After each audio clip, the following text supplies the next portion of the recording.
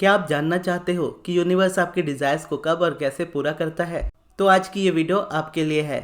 आज की इस वीडियो में मैं आपको बताऊंगा कि पाथ ऑफ लीस्ट रेजिस्टेंस क्या होता है और कैसे पाथ ऑफ लीस्ट रेजिस्टेंस से ही आप अपनी मैनिफेस्टेशंस करते हो, या बोलो पाथ ऑफ लीस्ट रेजिस्टेंस से ही यूनिवर्स आपके डिजायर्स को पूरा करता है। आप जब भी कुछ भी यूनिवर्स से मांगते हो, चाहे आप यूनिवर्स को कह करके मांग रहे हो कि मुझे स्पेसिफिक पर्सन चाहिए, या मुझे जॉब चाहिए, मुझे करियर चाहिए, मुझे मनी चाहिए, मुझे अच्छी हेल्थ चाहिए, या फिर जब आप उस चीज़ को लेकर के कॉन्ट्रास्ट फील करते हो अपनी लाइफ में, स्ट्रगलिंग का जो फेस होता है आपकी लाइफ में, चाहे वो करियर को लेकर के हो, जब आप करियर में स्ट्रगल कर रहे हैं या रिलेशनशिप में स्ट्रगल कर रहे हैं, मनी या हेल्थ में स्ट्रगल कर रहे हैं, तो भले ही आप यूनिवर्स को नहीं कह रहे कि मुझे ये चीज़ चाहिए, लेकिन जो स्ट्रगल होती है, जो आपकी परेशानी होती है, जिसको हम कॉन्ट्रास्ट भी कहते हैं, जब वो कॉन्ट्रास्ट आपकी लाइफ में आता है तो उसके अपोजिट ही हमेशा आपकी डिज़ायर होती है। तो चाहे आप यूनिवर्स को बोलो या ना बोलो, यूनिवर्स को पता होता है आपकी डिज़ायर क्या है, क्योंकि हर सब्जेक्ट के दो सब्जेक्ट होते हैं, एक साइड जो आप चाहते हो, एक जो आप नहीं चाहते हो। जब आप मनी को लेकर के स्ट्रगल कर रहे हो अपनी लाइफ में, तो आप जानते हो कि आपको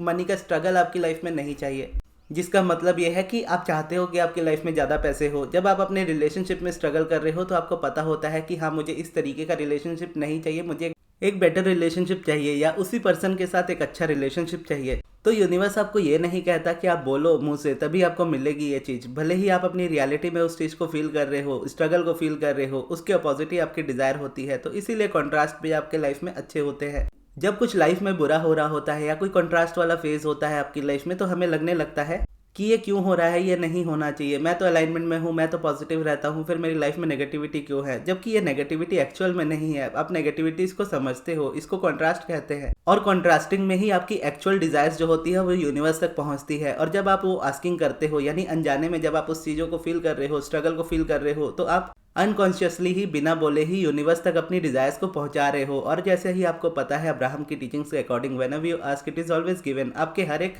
क्वेश्चंस को यूनिवर्स आंसर कर रहा है, आपकी हर एक डिजायर्स को यूनिवर्स पूरा कर रहा है एक वर्टेक्स के फॉर्म में। अब वर्टेक्स के फॉर्म में वो इसीलिए पूरा कर रहा है और आपको रियलिटी में नहीं दे रहा है क्योंकि आप उसके रिसीविंग मोड में नहीं हो। अब रिसीविंग मोड इस जगह पे क्या है, इसे समझने के लिए हम ये समझेंगे कि एक्चुअल में आपकी प्रॉब्लम इस जगह पे क्या है जो आपकी डिजायर को मैनिफेस्ट नहीं होने दे रही। वो प्रॉब्लम ही होती है आपकी आस्किंग। जब आप ये जानते हो कि हाँ, कॉन्ट्रास्ट के थ्रू यूनिवर्स को पता चल गया कि आपको क्या चाहिए, आप जॉब में स्ट्रगल कर रहे हो, लाइफ में स्ट्रगल कर रहे हो, करियर में स्ट्रगल कर रहे हो, हेल्थ और रिलेशनशिप में स्ट्रगल कर रहे हो, तो ये स्ट्रगल यूनिवर्स को बता रही है कि हाँ, आपको एक न्यू पर्सपेक्टिव चाहिए अपनी लाइफ में, एक न्यू मैनिफेस्टेशन चाहिए अपनी लाइफ में। लेकिन अगर आप कंटिन्यूअसली उसी फेज में घूम रहे हो, उसी कंप्लेनिंग को लेकर के घूम रहे हो, उसी स्ट्रगल के बारे में बार बार सोच रहे हो, तो आप यूनिवर्स को सामने से उस चीज़ को देने नहीं दे रहे हो। यूनिवर्स तो आपको वो चीज़ दे चुका, लेकिन एक वर्टेक्स के फॉर्म में। आप उसे अपनी लाइफ में, अपनी रियलिटी में लाने नहीं दे रहे हो, क्योंकि आप कंटिन्यूअसली फंसे रह जा रहे हो आस्किंग वाले फेज में, और आपको लग रहा है कि यूनिवर्स को पता ही नहीं है कि आपको क्या चाहिए, और यूनिवर्स आपको हमेशा अपोजिट दे रहा है। यूनिवर्स आपको कभी भी आपके डिजायर के या आपके वाइब्रेशन के अपोजिट नहीं देता। डिजायर तो आपकी हो सकता है कुछ और हो, लेकिन वाइब्रेशन जिस तरीके की होती है उसी तरीके की आपकी लाइफ की रियलिटी बनती है। लेकिन जब आप आस्किंग के फेज में फंसे रह जाते हो और इसी स्ट्रगल के बारे में बात करते रहते हो, उसी पेन और सफरिंग, उसी एंग्जाइटी और स्ट्रेस के बारे में बात करते रहते हो, तो वही लौट कर आपके पास वापस आती है। अब इस जगह पे आप कर्मा को भी समझ सकते हो। आप में से बहुत लोग बिलीव करते हो कर्मा को। अगर एक्चुअल में कर्मा का मीनिंग देखा जाए तो कर्मा आपके थॉट्स, आपकी फीलिंग्स ही हो सकते हैं, क्योंकि आपके थॉट्स और आपकी फीलिंग्स ही आपको एक्शंस की तरफ लेकर के जाती है, और जिस तरीके के थॉट्स और फीलिंग्स आप क्रिएट करते हो उसी तरीके की रियलिटी आपकी क्रिएट होती है। और अगर आप नेगेटिविटी वाले फेज में हो और आपको लग रहा है कि आपका कर्मा खराब है, इसी वजह से आपको चीज़ें नहीं मिल रही, तो इसका आंसर है बिल्कुल नहीं। आपका कर्मा खराब नहीं है, आपकी करंट वाइब्रेशन खराब है। यूनिवर्स कभी पास्ट में नहीं देखता, तो पास्ट की गलतियों को भी नहीं देखता। यूनिवर्स चाहता है कि आप अपनी लाइफ में आगे बढ़ो। आप जिसको कर्मा कह रहे हो, मैं उसे वाइब्रेशन वर्ड कह करके कंसीडर कर रहा हूँ। अपनी वाइब्रेशन को, अपने कर्मा को चेंज करो, और वो चेंज होंगे आपके थॉट्स और आपकी फीलिंग से। अब वो चेंज होंगे तो आपकी रियलिटी भी चेंज होगी। अब थॉट्स और फीलिंग्स को चेंज करने का मतलब ये नहीं है कि बहुत पॉजिटिव सोचना स्टार्ट कर दो। पॉजिटिविटी अपने आप में एक ऐसा ट्रैप है जहाँ पर अगर आप एक बार फंस गए तो कभी निकलना मुश्किल हो जाता है उस जगह से। कई बार तो मुझे पॉजिटिव से ज़्यादा नेगेटिव थॉट्स बेटर लगते हैं, क्योंकि एक बार को वो आपको एटलीस्ट ये क्लैरिटी तो देते हैं कि आपको ये चीज़ नहीं चाहिए। लेकिन जब आप उसके अगेंस्ट पॉजिटिविटी को पुश करने की कोशिश कर रहे होते हो तो आपकी नेगेटिविटी ज़्यादा बढ़ती है। तो सिंपली आपको ये समझने की जरूरत है, यूनिवर्स आपके डिजायर को जानता है। आपको आस्किंग वाले फेज में लटके नहीं रहना है, क्योंकि आप जितनी आस्किंग करते रहोगे यूनिवर्स उतनी आंसरिंग करता रहेगा, उतना ही रियलिटी में वो चीज़ें आपको दिखाता रहेगा जो आपको नहीं चाहिए। तो आपको अपने आप को फोकस शिफ्ट करना है, या बोलो पिवटिंग करना है आप आस्किंग में हो, आपको आस्किंग से हट करके रिसीविंग में आना है। और ये जब आप आना स्टार्ट करते हो, यानी इसमें आने के लिए बस आपको क्या करना है, वो आस्किंग वाले फेज में से निकलना है। यानी जो कंप्लेंट्स, नेगेटिविटी आप रिपीट कर रहे हो बार बार, पॉजिटिव सोचना जरूरी नहीं है, इस जगह पे चुप रहना जरूरी है। क्योंकि आप देखोगे ना, पूरे दिन भर में आपके माइंड में इतने सारे थॉट्स चलते हैं। अब कोई चीज़ इंपॉर्टेंट होती है, जब आप उस चीज़ को मैनिफेस्ट कर रहे हो तो वो चीज़ आपकी लाइफ में आ रही होती है, लेकिन उस वे में जिस तरीके से आप नहीं चाहते हो, क्योंकि आप कंटिन्यूअसली उसी को रिपीट कर रहे हो जो आप नहीं चाहते हो। वही पुरानी स्टोरी, वही पुरानी चीज़ें जो आपके साथ हुआ या जो आपके साथ कंटिन्यूअसली हो रहा है, उस चीज़ में से आप निकल ही नहीं पा रहे होते और उसी में फंसे रह जाते हो, तो निकल नहीं पाते और यूनिवर्स फिर आपको रास्ता नहीं देता। लेकिन जब आप इस जगह में से निकल करके चुप रहना स्टार्ट करते हो, तो आपकी जो रेजिस्टेंस होती है वो कम होनी स्टार्ट हो जाती है। आप जो आस्किंग कर रहे होते हो, उसमें से हट करके आप रिसीविंग में आना स्टार्ट हो जाते हो। एक तरीके से ऐसा हो जाता है कि आप मेरे सामने बैठे हो, एक पर्सनल सेशन के तौर पे मैं आपको बताता हूँ कि आप मेरे सामने बैठे हो, आप कुछ क्वेश्चंस पूछ रहे हो, अपनी पूरी लाइफ की मुझे स्टोरी बता रहे हो जिसके बारे में मुझे जानना तक नहीं है, क्योंकि मैं समझ चुका हूँ आपकी डिज़ायर क्या है। लेकिन बस ये है कि मैं आपको सॉल्यूशन देना चाहता हूँ, आपसे बात करना चाहता हूँ, लेकिन आप कंटिन्यूअसली अपनी प्रॉब्लम को इतना रिपीट कर रहे हो कि मुझे बोलने तक का मौका नहीं दिया जा रहा। और क्योंकि मुझे बोलने नहीं दिया जा रहा और आप उस जगह पे अपनी प्रॉब्लम्स को कंटिन्यूअसली रिपीट कर रहे हो, तो मैं उस जगह पे बोल भी नहीं सकता, क्योंकि आप सुनने के लिए रेडी ही नहीं होते हो उस वक्त। तो सेम होता है, आप यूनिवर्स के सामने इस तरीके से मान लो बैठे हो और यूनिवर्स आपकी हर एक बात सुन रहा है, चाहे आप वर्बली बोल रहे हो, चाहे आप मन ही मन बोल रहे हो, यूनिवर्स हर एक बात आपकी सुन रहा है। लेकिन आप अपनी उलझन में इतना ज़्यादा उलझे हुए हो कि आप यूनिवर्स को बोलने नहीं दे रहे, यूनिवर्स को मौका ही नहीं दे रहे कि वो आपको दिखाए, कि हाँ, शो करे कि हाँ, मैंने वो चीज़ आपकी लाइफ में भेज दिया, वेट करो, तुमको मिल जाएगी। तो इस तरीके से क्या होता है, कंप्लेंट्स, नेगेटिविटी, नेगेटिव पैटर्न्स, ये हर जगह आपके रिपीट होते रहते हैं और कंटिन्यूअसली रिपीट होते रहते हैं। इसकी वजह से क्या होता है, आप आस्किंग में फंसे रह जाते हो, आप रिसीविंग में आते नहीं और आपकी डिज़ायर मैनिफेस्ट नहीं होती। लेकिन जब आप आस्किंग को छोड़ करके रिसीविंग में आते हो, यानी सिर्फ इतना करने लगते हो कि अपने नेगेटिव थॉट से डरो नहीं, अपने नेगेटिव थॉट से झगड़ो नहीं, सिर्फ देखो कि आपको कौन से थॉट्स आ रहे हैं, उसको रिलीज कर लो। और यही आपको मेडिटेशन सिखाता है।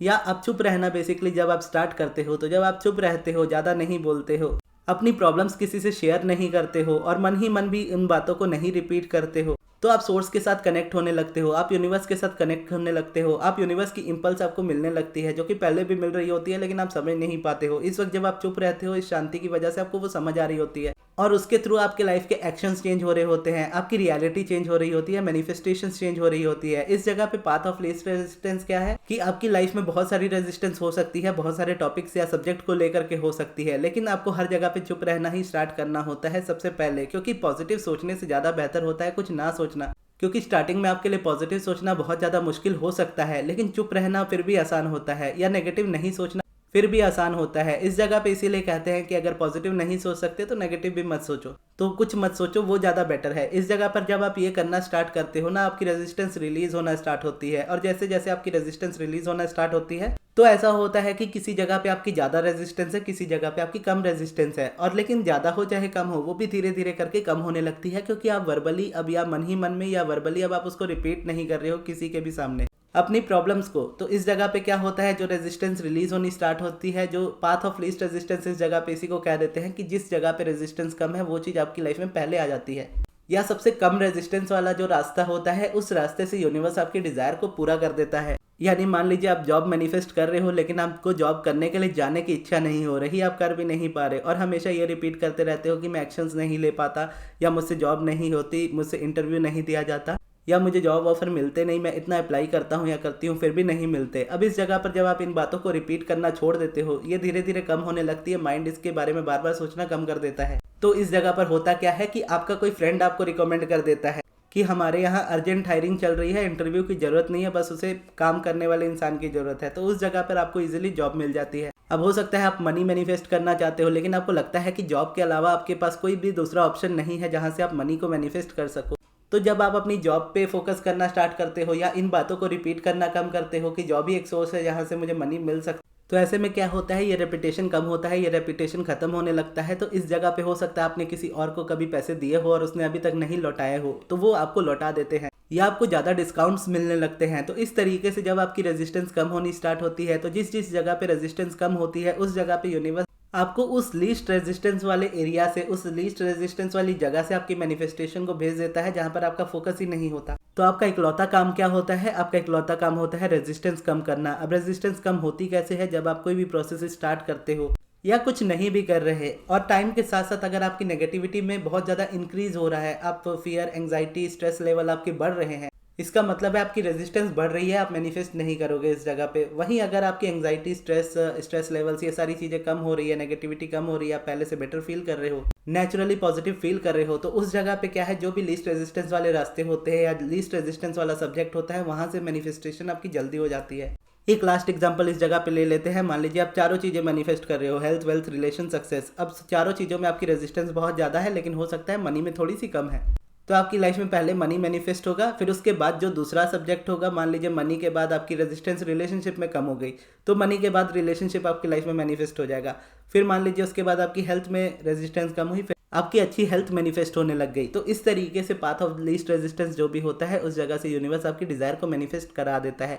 अब आपका काम ये जानना नहीं होता कि आपकी रेजिस्टेंस किस जगह पे कम है, आपका काम बस इतना होता है, आप रेजिस्टेंस रिलीज करो और यूनिवर्स आपकी लाइफ में वो चीज़ों को चेंजेस दिखाता जाएगा और दिखाएगा ही दिखाएगा। आपको मैनिफेस्टेशन मिलेगी ही मिलेगी। ऐसा हो ही नहीं सकता कि आपके माइंड में रेजिस्टेंस ना हो और आपकी मैनिफेस्टेशन ना हो। और ऐसा भी कभी नहीं हो सकता कि आपके माइंड में रेजिस्टेंस हो किसी सब्जेक्ट या टॉपिक को लेकर के और वो चीज़ आपकी लाइफ में मैनिफेस्ट हो जाए।